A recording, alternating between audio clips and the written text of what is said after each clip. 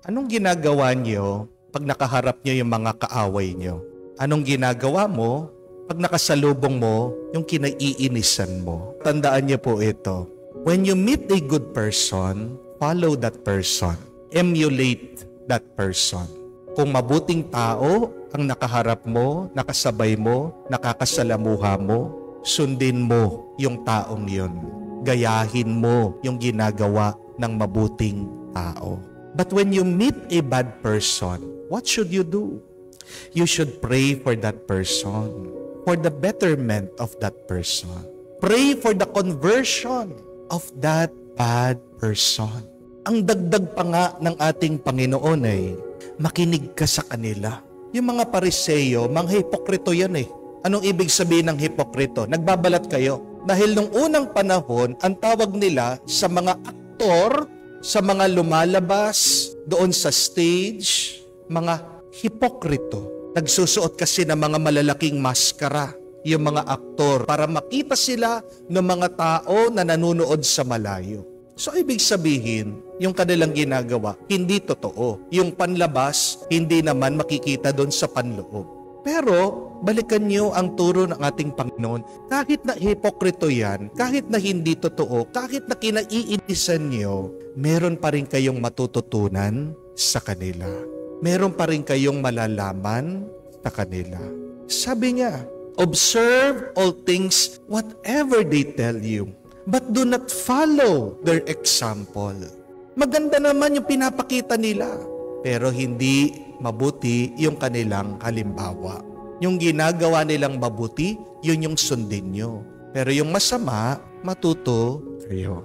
Always remember that, my dear friends, that all people that we meet in our life teaches us something. May tinuturo ang lahat na nakakasalamuha natin sa buhay. Pero bakit ba hindi tayo natututo sa kanila? Lalong-lalo na sa ating mga kaaway.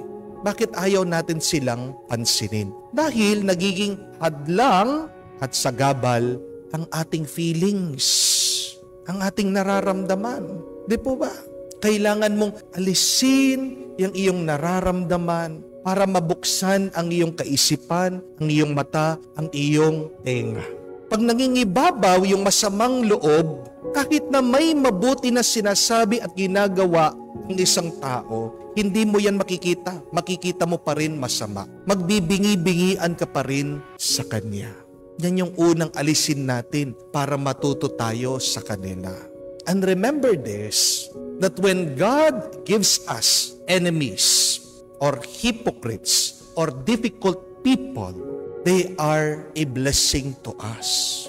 Paano nagiging bendisyon ang mga taong mahirap, pakiutusan, pakisamahan sa ating buhay? They help us to grow. Tandaan natin yan. At ano ang kasabihan?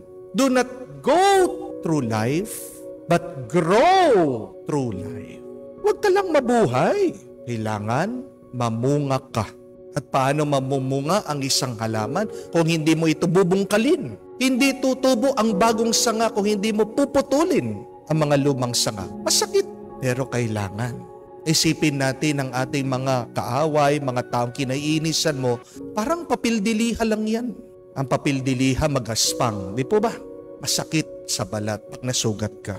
Ganyan din, nasasaktan ang ating mga damdamin. Pero tandaan mo, may layunin ang Diyos, may dahilan palagi ang Diyos para kuminis ang iyong kalooban, para gumanda ang iyong kaluluwa. Amen? Anong matututunan natin sa ating mga kaaway? Una, papakumbaba. Pag may taong kinaiinisan ka, pag meron taong ayaw ka o ayaw mo sa iyong buhay, tandaan mo, saan nanggagaling yung galit na yan? Sa pride. May kataasan ka na ng loob. Mawawala yung iyong galit, mawawala yung iyong inis pag nagpapakumbaba ka.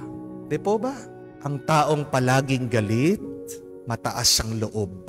Bakit galit ka? Kasi gusto mo ikaw yung tama.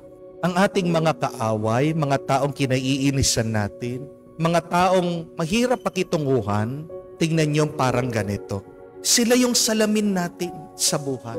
At pag tumingin ka sa salamin, anong makikita mo? Minsan yung mga bagay na ayaw mo makita sa iyong sarili. When you look at the mirror, you also see your imperfections. Bakit nagagalit ka? Kasi hindi matangos ang ilong mo. Kasi tumataba ka na. Kasi nakita mo kumukulubot na ang iyong balat. Umitim ka. Kaya nga ayaw mo tumingin sa salamin eh. Di po ba? Pag may kaaway ka, pinapakita niya sa iyo yung iyong mga pagkakamali, yung iyong mga pagkukulang.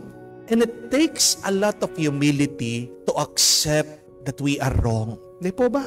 Nangangailangan talaga ng pagpapakumbaba para tanggapin mo yung mga bagay na masasama din na nasa iyo. Mawawala ang kaaway mo pag nagpapakumbaba ka.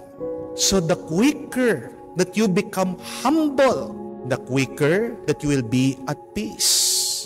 The quicker that your enemy will go away in your life. Pangalawa, pagpapasensya. Nagpapadala ang Diyos sa atin ng mga kaaway para matuto tayong magpasensya. Hindi ka matututong magpasensya kung wala kang pinagpapasensyahan. Bakit kailangan ang pasensya? Kasi ang Diyos din na nagsasabi sa atin, by your patience, you will endure. You will be saved. Ang daan sa kaligtasan ng ating mga kaluluwa ay pasensya. Pagtsatsaga, pagpupursige. Hindi ka magtatagumpay sa buhay kung hindi ka marunong magpasensya. Yang kaaway mo, yang taong yan, unang pagsubok pa lang yan sa buhay. Kung dyan pa lang sa taong yan, hindi mo na siya kayang pagpasensyahan, paano pa kaya yung mga ibang problema mo sa buhay? Di po ba? Paano pa yung iyong trabaho? Paano pa yung iyong asawa? Paano pa kaya kung ikaw ay nagkasakit? Ano man ang problemang dumaan sa iyong buhay, kakayanin mo. Amen? Our enemies, people that irritate us, are just a simple challenge. Tandaan nyo yan. Dahil pag nalampasan mo yan, walang bagay ang hindi mo makakayanan. God is teaching you to be patient. Third and last, God is teaching you to be loving. And what is true love? It is not only giving to people that you like. Pag mabait ka sa mga taong mabait sa iyo, hindi tunay na pagmamahal yan. Ang tawag diyan, business, negosyo. Kung hindi ka mabait sa mga customer mo, iiwanan ka nila. Di po ba? Ano ang tunay na pagmamahal? Ang tunay na pag-ibig ay yung kaya mo pa rin magbigay, kaya mo maging mabait, kahit dun sa mga hindi kaibig-ibig, kahit dun sa mga hindi kamahal-mahal. That is what true love is. When you can love the unlovable. And that is the example that Jesus taught us. Habang nakabayubay ang ating Panginoon sa krus, sinabihan niya ang mga taong nagparusa Kanya, nagpahirap sa Kanya, nagpako sa Kanya, Father, forgive them for they do not know what they are doing. That is the perfect example of love. Tinuturuan tayo ng ating mga kaaway kung paano tunay na magmahal. Nakakaharap mo sila, pag hindi mo sila pinagbabastusan, pag ginagalang mo pa rin sila, tunay kang nagmamahal. You have learned your lesson.